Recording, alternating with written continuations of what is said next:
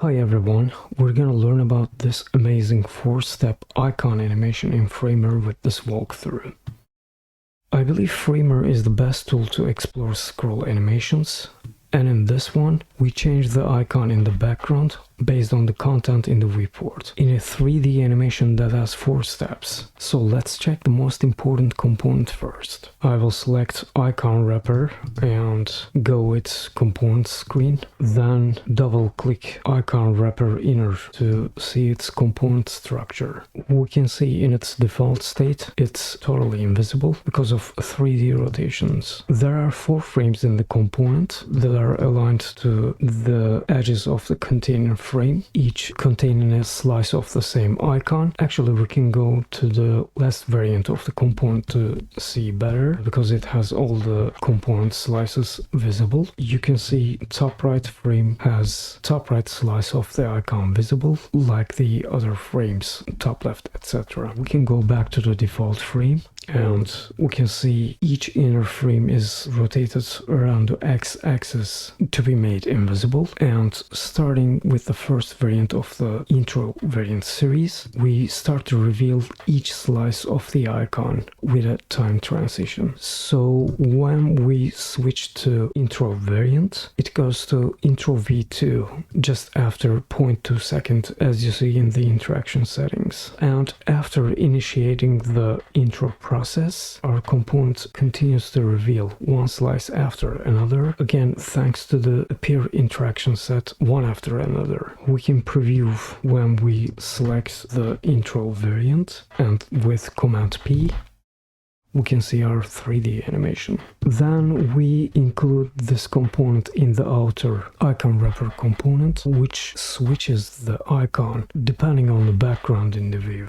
Since we assigned the icon to a variable, as you see here, we can change it easily in each variant of the component. So to change the icon when a new section is in the view, we just switch to a variant that has the proper icon for the section.